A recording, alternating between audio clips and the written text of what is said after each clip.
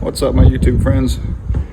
So I'm out here at the Mennonites again to get the last of the metal for this project we've been working on, and they are on lunch break. So I thought I'd show you their metal rolling system while we were waiting. This is the plain stock, just smooth metal, alpine white, and it's set up on this roller behind their bending system. It's right there. This bending system is really cool. Metal feeds in through here, and it starts with the center crease, and it gets it all bent up properly, and it narrows the metal when it does that. Then it goes to the next one and the next one, and it keeps working its way out until when it goes to those final rollers down there, it has the outside crease put on it.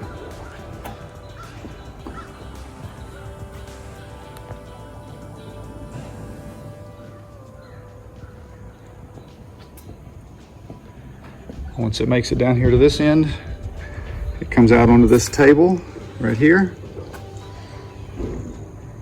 This is the cutter. Cuts it off. See all those scrap pieces down here. That's how you get custom cut, custom length metal. Metal brake working the other day. Slides in right here. This table swings up and bends it into the position that they want it bent. Pretty cool. Of course, that's a must for any metal brake.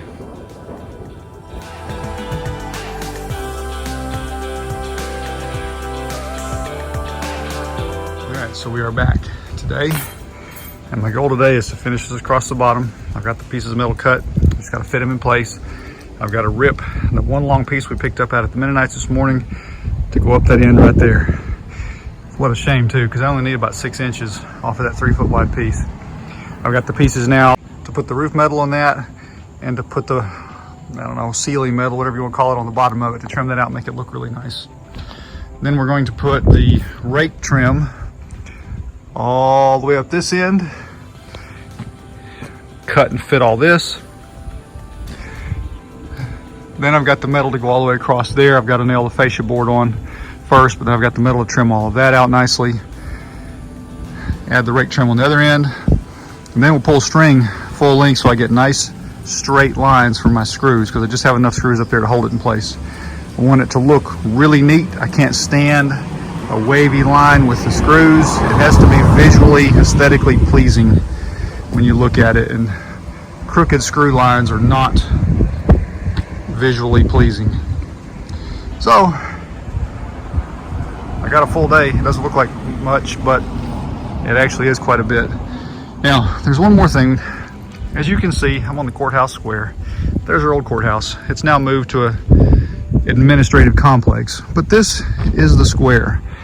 So your primary line of sight when coming up to this building is going to be from there or from here, because when you're coming this way, there's that building blocking your view until you're right straight on top of it. So which way you overlap your metal is actually very critical to make sure that it looks nice. So when you have an overlap, if it's not a super tight fit, you'll see the line. Now this isn't screwed in yet, and as you can see, when I screw it down, it closes up to where you can barely tell it's there.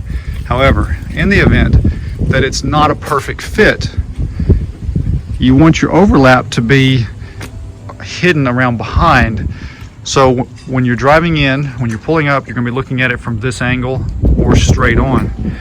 This way, with the overlap going like that, you don't see any of the seams. It's just one little trick that roofers and siding guys know that makes a job look better than the average homeowner. And I got to show you something, guys. This is just mind-blowing. Somebody put the siding on this building years ago. Tell me, do you see anything wrong with it? Aside from the fact the end's not trimmed out. Do you see anything wrong with the lap on this? Yeah, it's a funnel. Every time it rains, right down inside. How crazy is that? The entire building, both sides, it's now completely rotted on the inside of the building. And even though the sign says open, there's nobody home because it's uninhabitable. So this building's going to end up having to be demolished at some point. Just thought that was an interesting side note.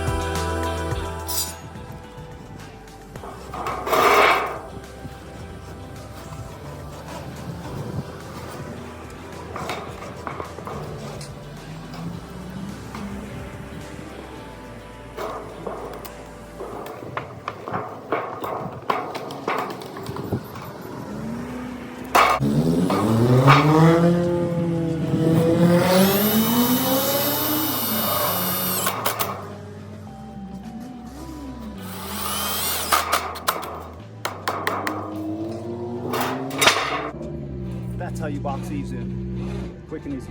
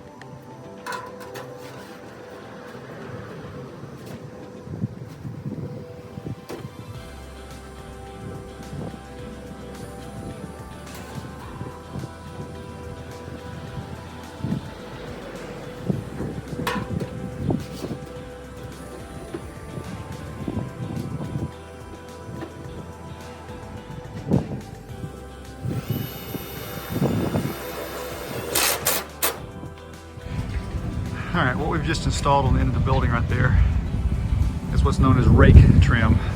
Typically, it will go up along the eaves, sit out over the metal, and hang down over the eaves, and called rake trim. On the end, this is what it looks like.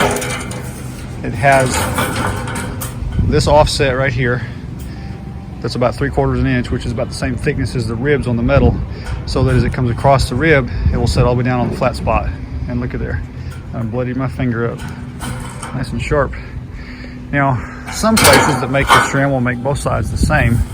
This one has a little bit of a different bend on it, which is kind of nice, because when it's going to a flat surface, see, it comes along nice and flat and just kind of kicks out. Actually, I like that. This is the first trim that I've gotten that has that type of a bend to it, and it looks really good that way. And there's those eaves up there boxed in.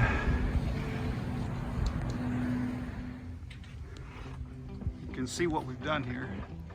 Down there's just raptor tails sticking out. That's the way the building was finished and left. So I've come back and added this oak lumber because I had it there at the house. And then, because it's super simple, I had them bend a Z pattern on this metal. Comes down across the fascia board, goes all the way in, and comes down and gives, from the front of the building, looking at it, gives this a nice picture frame look, because you'll have this that you'll see, and of course this. So you'll have this brown streak up here, and you'll have a brown streak down there, and then all the way across the bottom there'll be a brown streak. So it'll give it what's called a picture frame look. Aesthetically, as you're driving up across the square, it looks really cool. Again, if anybody's curious, that does run. It's a Mercedes on a Chevy Blazer frame. Hey y'all, check this out. So I'm up here working today, and the most elusive of all creatures showed up. Don't be too loud. You might scare her off. Look at that. My daughter. Of course, I had to bribe her with a paycheck, but she'd come up and hang out with me today. She's painting. She's actually done the entire side of the building over here. Ain't that cool? She's done the entire side of the building, 60 feet back, by hand. And that's about all she lacks, is this corner right up here. A few little touch-up spots where the roller won't get back in the crevices of the block. It sure is looking better. We're up here on the top, putting the roof on this little awning. I've got the first piece on, and now I'm getting ready to do the piece of rake trim down through here. This is where I have fun. A lot of guys like to leave the ends open because it's quick and easy. I like things to be nice and tight and neat. It's just the way I like to do things, my style. No hate for those who do things a little quicker. But I'm going to show you how I do this so that this end is really closed in nice and neat, but it still has a notch for a gutter. Unfortunately, I'm up here on top of the scaffolding, so I'm gonna have to do the cut and then show you once the cut is complete and everything is bent in place. Right here is the end where it's gonna come out to here. But I'm gonna cut this back on an angle and then cut across, and then I want to bend this where you can see it. I want to bend this right here. So I'm going to bend this flap down so that when you're looking at it from the end, there's no bird hole there. It's nice and tight and neat. Because this has a 3/4 inch elevation, this needs to be a 3/4 inch flap that will fold down to make it all nice and tight and neat. So, it's been a while since I've done one of these. Let's see if I still have it. Okay, I've got my cuts made, all notched out here. These are the handiest little things ever. Now, they make these in different widths.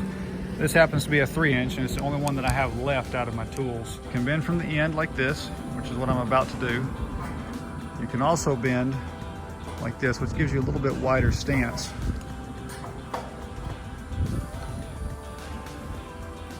Here's my first bend. Sorry, having a hard time holding the camera and working these bends in. Okay, there's the end.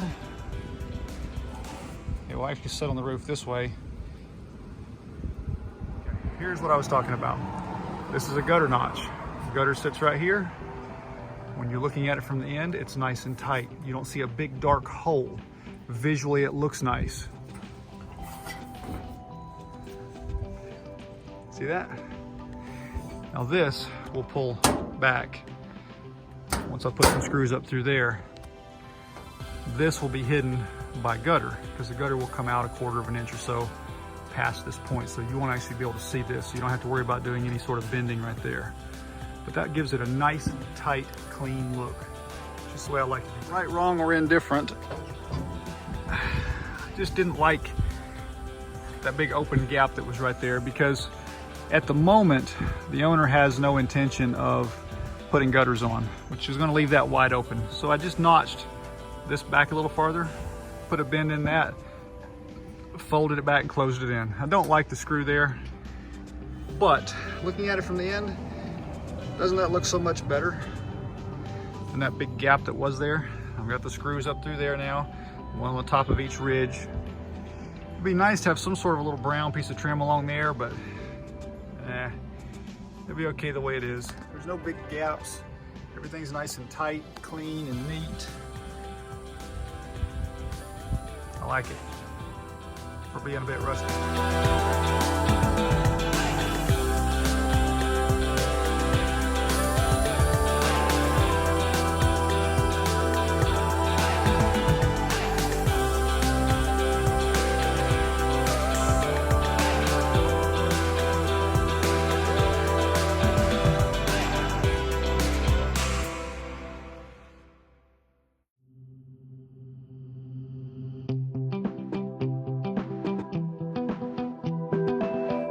Okay, as you can see, I've got everything folded in here, kind of boxed in on the corner. Still have to put some screws in, raise that up and get it screwed in place.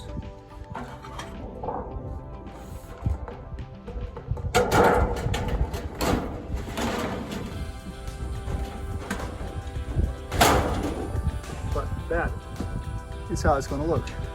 Again, there's some rat holes down here and there's nothing I can do about that. Nothing in my work is open to where any kind of critters can get up in it. So again, that's the way I like to do it. Some guys would have just cut it off and left that open. I don't know, I just can't do that kind of work. I like it to look nice. I like to be proud of the work that I do. The good book says to do everything you find to do to the best of your ability. It ain't perfect, but it's the best I've got, so. Well, it's starting to get dark. My grandbaby showed up. I wanted to show you what we got done. I'm not gonna be able to video for much longer. I'm gonna get this final little piece put in right here. Battery went dead, so I gotta go back up, take that piece with me, get it screwed in. And I've got the entire front of the building done metal-wise, except for the piece up under here, and I'll have to do that the next time I'm here.